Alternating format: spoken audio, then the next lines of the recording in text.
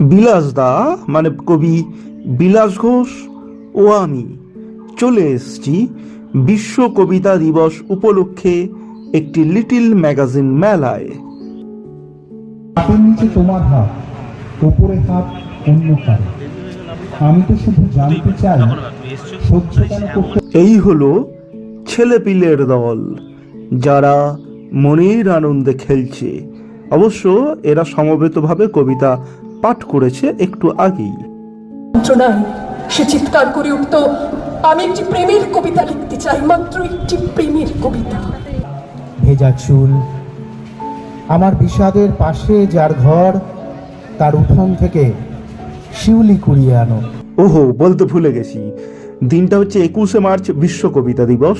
চুঁচুড়ার একটি little magazine মেলায় অন্বেষা ছিল। সেদিন যেমন বৃষ্টি ছিল, পাশাপাশি দুপুরবেলা একটু রোদও উঠেছিল। তো ওই রোদ বৃষ্টির মাঝেই সুন্দর অনুষ্ঠানও হচ্ছিল। তো প্রচুর মানুষ এসেছিলেন।